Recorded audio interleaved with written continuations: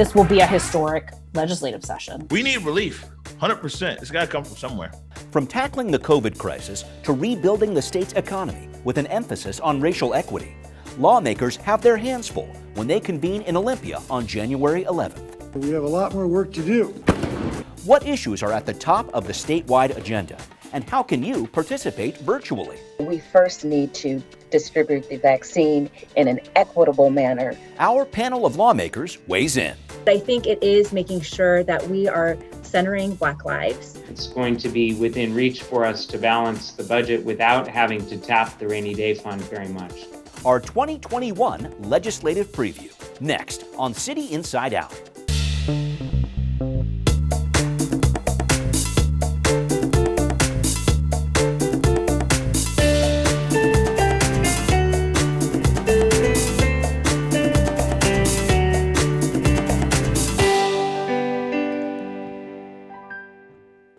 Welcome to this edition of City Inside Out. I'm your host, Brian Callanan. January 11th marks the start of a Washington State Legislative session like no other. Lawmakers will be dealing with the health and economic challenges of COVID-19, mounting pressure to dismantle systemic racism, police accountability, and more. Plus, the usual lobbying from Seattle city leaders on these issues will be happening virtually this year, as the city and state try to work together on a path forward with a challenging future ahead. So we know the fight against COVID is not over. As much as Jay Inslee and everyone would like to put the year 2020 behind us, it's clear from the governor's budget proposal that even with a vaccine, coronavirus is still the top story for the public and economic health of Washington. Our budgets must reflect the need for strong, robust, and comprehensive economic recovery for our state.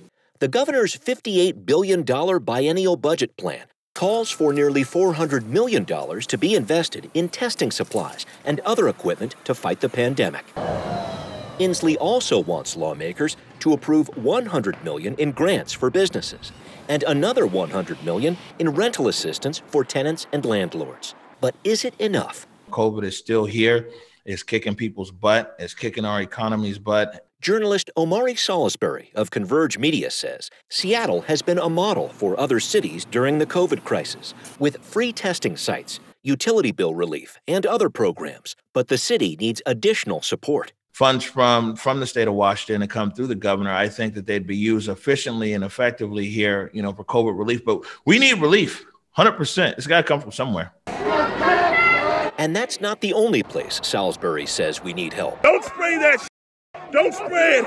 He's hopeful that years' worth of work in Olympia on police issues, like revising crowd control policies or decertifying officers fired for misconduct, will finally see some progress in 2021 after nearly a year of nationwide protests. You've got mayors of cities, you've got legislators, people across the aisle over there, kind of all want to see a change in policing in the state of Washington. Salisbury is also hoping the governor's $365 million plan to deal with systemic racism will gain legislative support.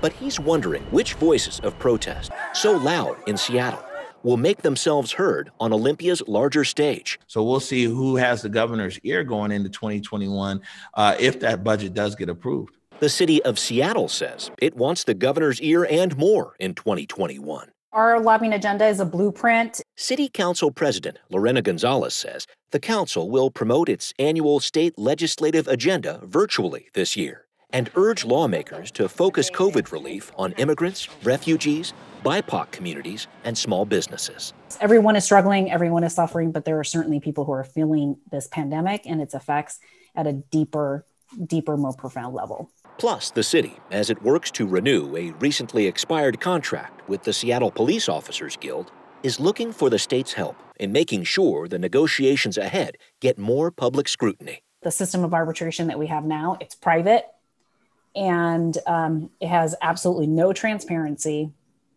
and it is absolutely, at least in Seattle, skewed in favor of police officers.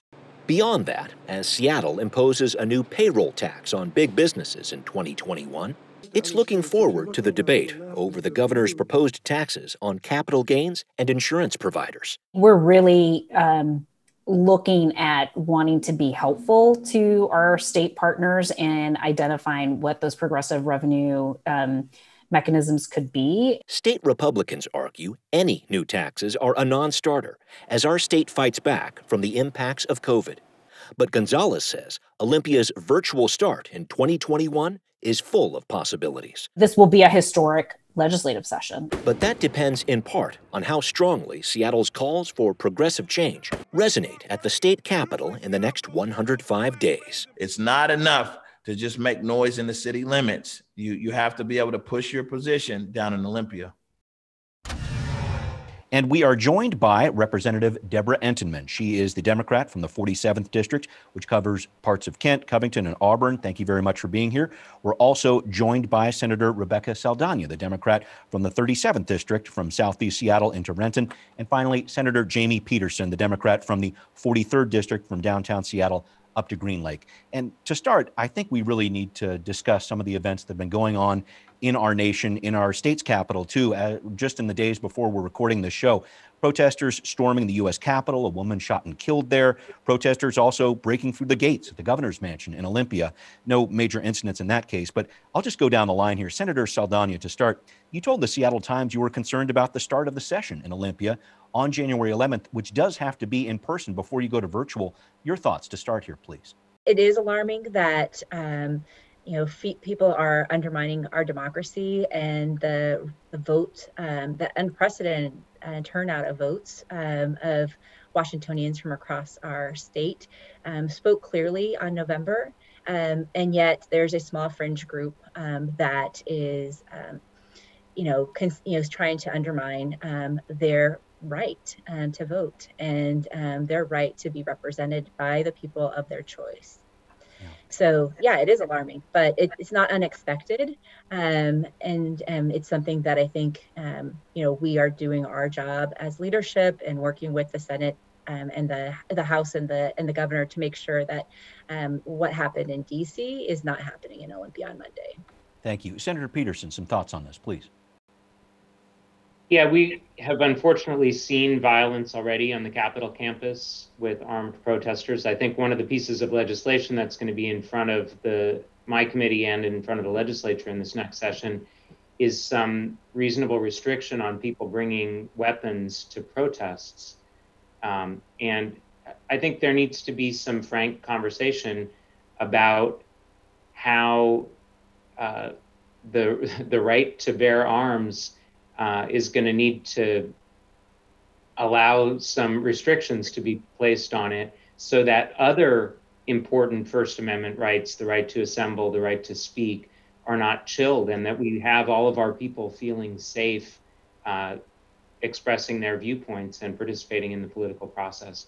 That's unfortunately not a position that we're in right now. Got it. Representative Entenman, some thoughts to start here, please. First, of course, sending out to my former colleagues in D.C., hoping that everyone is well. For 12 years, I was on staff with Congressman Adam Smith and have been in touch with a few folks after what happened yesterday.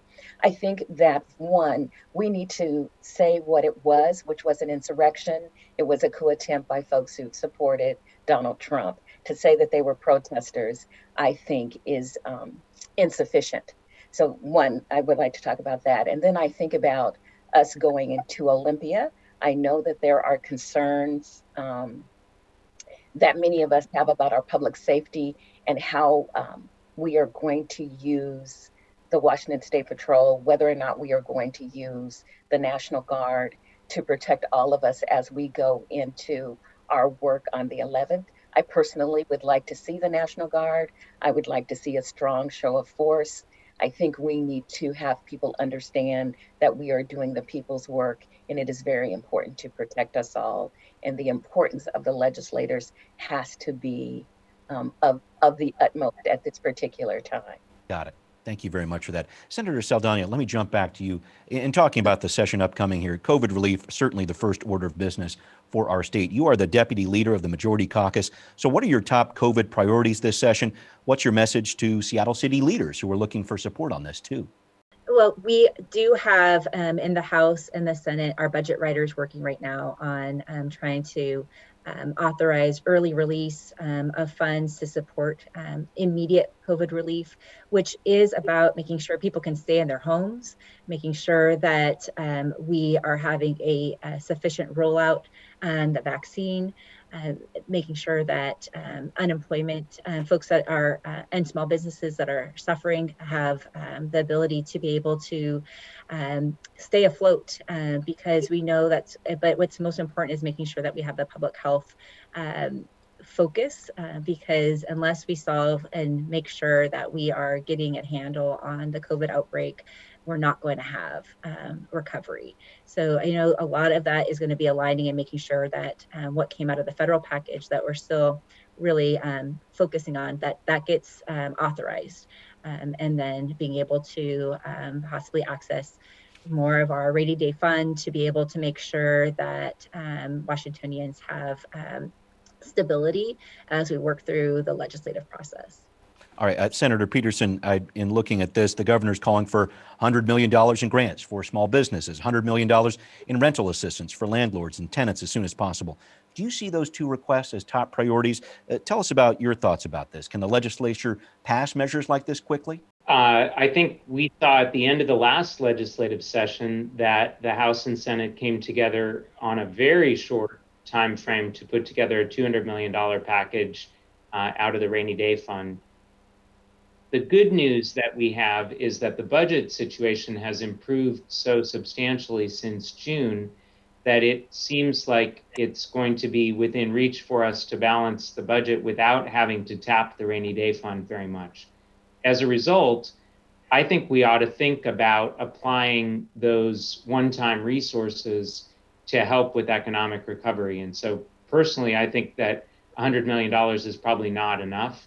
That's a drop in the bucket compared to the tsunami of evictions that we might otherwise see. And frankly, to the need that we have for a lot of our struggling small businesses. So there are constitutional problems in terms of gift of public funds that we have to work through. But I am hopeful that we'll be able to put the rainy day fund to use, because this is definitely a rainy day. I'm also hopeful that with the decision in Georgia by the voters of Georgia and the Democratic takeover of the U.S. Senate, that we'll be looking at a package of relief for state and local governments as well that should help us in Washington have some more access to resources to help fix the urgent problems that we're confronting. Got it. Thank you for bringing that up. Representative Entenman, I'll go to you next. Your top priorities, concerns when it comes to COVID relief. What are people saying to you in your district in terms of how this pandemic is affecting them health-wise, economy-wise? Well, I know that many people are talking about restarting the economy, but if you look at the numbers of COVID in my particular district, you know that the numbers are very high. So we first need to distribute the vaccine in an equitable manner so that the folks who are most affected can get the vaccine first. We also need to make sure that our healthcare system, our public health system and our healthcare system is not overwhelmed, as we have seen in other states. So I do want the funds to be distributed, but distributed equitably, and to make sure that families, especially intergenerational families, I was very happy to see that the governor has talked about putting intergenerational families up higher on the list of receiving the COVID vaccine, because I think that that will help us decrease the numbers in Black communities, in Indigenous communities, and in other communities of color where we have been negatively impacted. I know that we want to have the economy restart, but we cannot do that without childcare. We can have all the small businesses in the world open, but if people don't have a place to send their children that is safe, and if people don't have access to the vaccine, we are not shopping and we are not going anywhere. So those small businesses won't reopen. So I just want to make sure that what we do strategically. We need to get the vaccine out. We need to make sure we have an equitable distribution of that vaccine. We need to shore up our public health system. And then we need to talk about childcare so that people can go back to work and go to those small businesses and spend their funds. But I just don't see the economic recovery of small businesses unless you're talking about childcare providers. Okay. Well, Debra, if I could, I want to stay with you and continue down this path of talking about where BIPOC communities have kind of intersected with the COVID crisis here. In looking at the governor's plan to invest $365 million into programs that address systemic racism, I know this proposal includes some healthcare investments, some changes to the credit system, and more. You chair the House's Black Caucus. What do you make of this proposal? Well, first, I want to say that we just recently had an election, and I'm no longer chairing the House's Black Caucus, but it is in good hands with Representative Taylor. That just happened 2 days ago. So, good to know. Thank you. Thanks for the update. But I do want to say that all of the work that we want to do, not only in the Black Caucus and the Member of Color Caucus, will help everyone. But I think we need to have some intentional work done on making sure that African American people, Indigenous people, and other people of color are a priority, because we are the most affected and the least looked at when we talk about these reforms. So I think we need to have an intentional look at how we are impacted, and it will help everyone else. So there are things in the governor's budget that I think are wonderful. That when we talk about doing the investments, when we talk about creating this Office of Equity, when we talk about intergenerational priorities for getting the vaccine, those are good things. But we also have to think about the digital divide. We have students who do not have access, whether they're in rural areas or urban areas. They do not have access to computers, or they do not have access to high-speed internet, because it's not just about internet. We have learned that high-speed internet is also key. So when we talk about the digital divide, we talk about learning loss, we talk about how are these children and families going to function once things get back up and running. We have to look at the deficits that we have created in our society by sending children home and telling schools that we have e-learning or we have online learning, and not making sure that there was an equitable distribution of those resources. So there is more work to be done. I am happy with the work that has happened, but there is definitely, we can see in our COVID impact that there are many things that need to happen in this particular legislative session to help everyone. Yeah, and let me jump to you, Rebecca. 4 years ago, you were the only woman of color in the state Senate. I know that situation has been changing slowly but surely. I want to get your perspective on what the governor's proposing. The Office of Equity, I know that's had some challenges during the pandemic here. Just some overall ideas about what you and the Senate's Member of Color Caucus are hoping to accomplish when it comes to racial equity this session. Well, let's see if I can be brief. But yes, to your first point, each year we've doubled the women of color in the state Senate. This year we became a handful when Representative-elect Twana Nobles from Tacoma was elected to join us in the Senate. In terms of our priorities, so I co-chair the Members of Color Caucus with Senator Wynn, and we are still finalizing, but I think it is making sure that we are centering Black lives in how we look at our budget, that we have been working within our caucus and with the governor's office to say, how are we leading with an equity, asking who's burdened, who's benefiting, and how are we actually making sure. So that was the early pressure that the Black and Members of Color Caucus put on the governor to make sure that his agencies, when they're coming to us with their budgets and with their policy requests, that they can are incorporating that question of equity when they are thinking about investments and cuts. And so I am happy overall in terms of how that was incorporated in his rollout, including on his climate bills, including a lot of the recommendations that came out of the Environmental Justice Task Force, that we have to lead with environmental justice. So I think that will be critical when we look at our capital budgets. We have a lot of community, Black, Indigenous people of color that are leading on how do we house our elders? How do we create anchors so that people can weather this storm?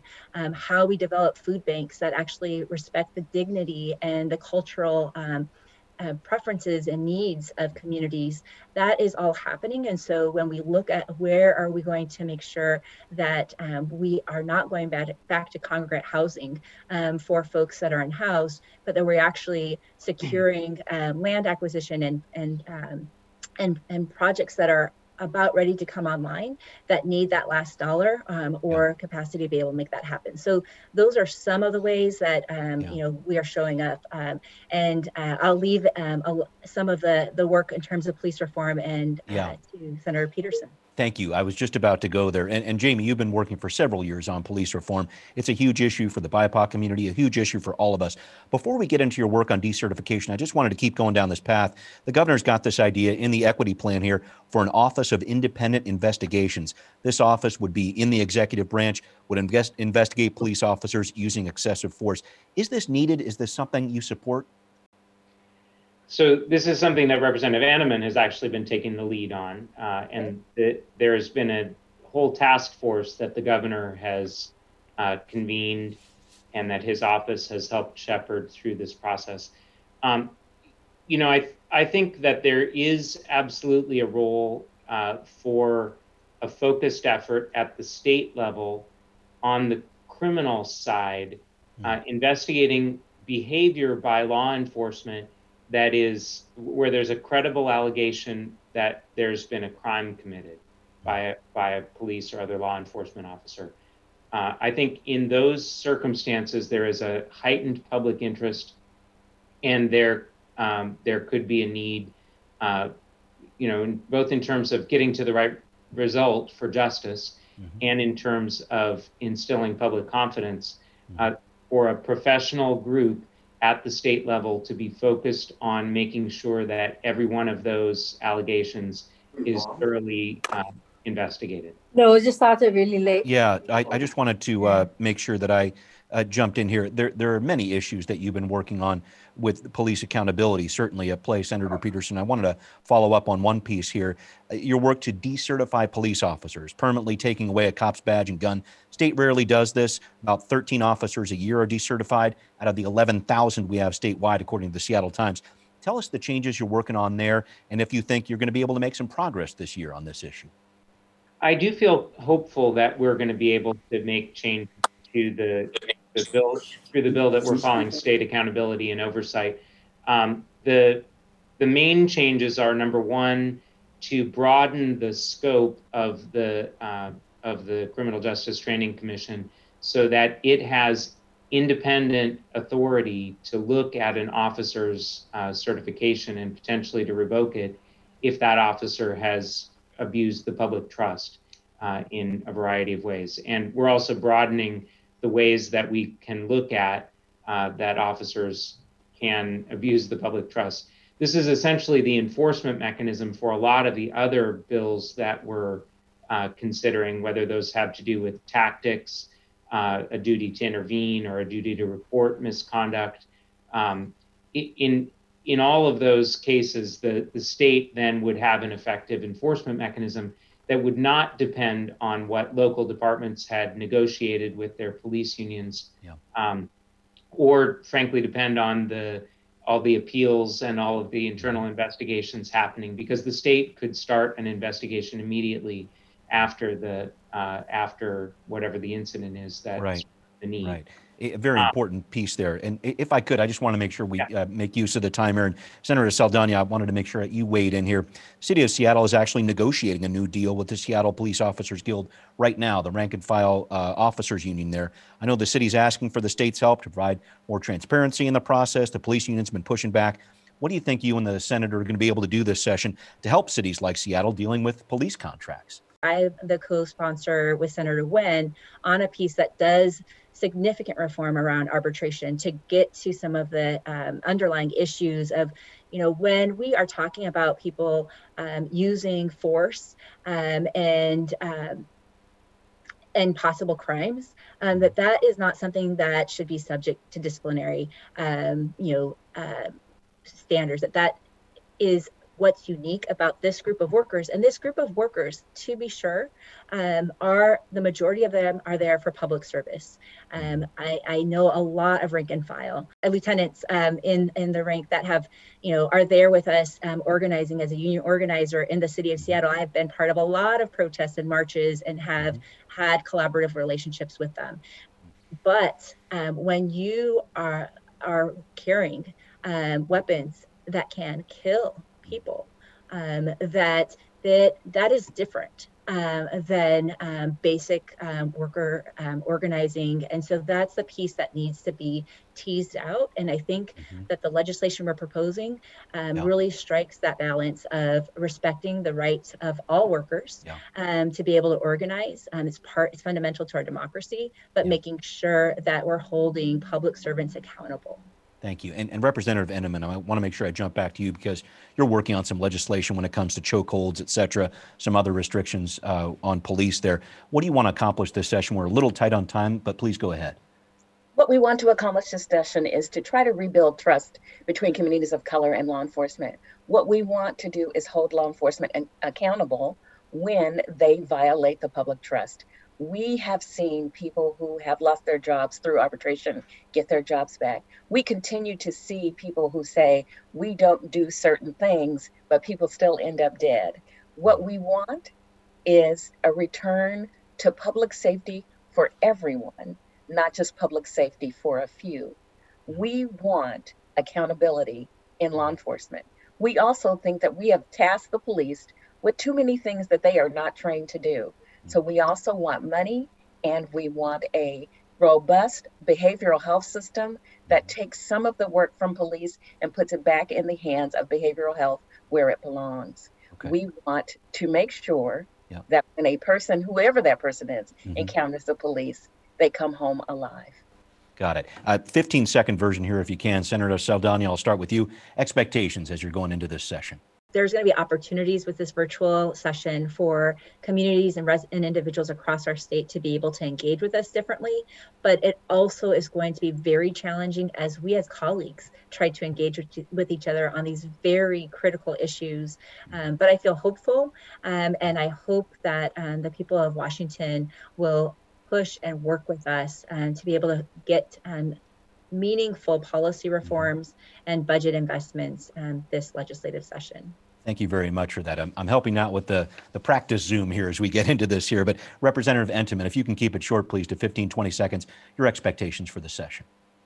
What I hope and what I expect is that we have more public engagement than we've ever had before. We will have people listening and participating in our hearings. They will be watching us because we will be working remotely and have more access. What I hope is that we really honor and respect the folks who have voted for us. We will probably have fewer bills, but I think the bills that we will pass will be more significant.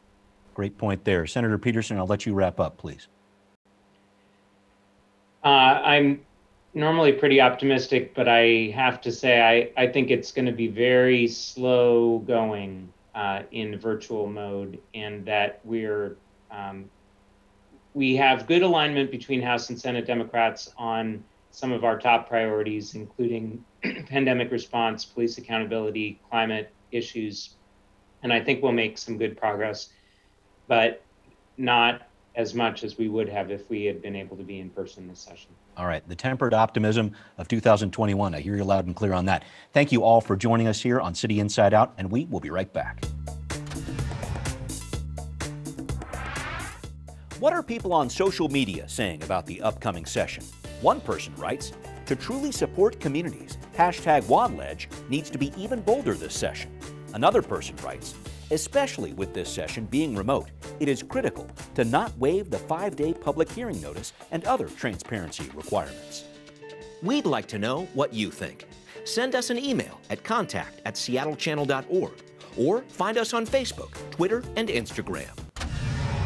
Coming up next week, getting the COVID vaccine. When it's your turn, will you take it? And how is King County planning to reach underserved communities like the homeless? We'll bring you the latest next time on City Inside Out. I hope you join us.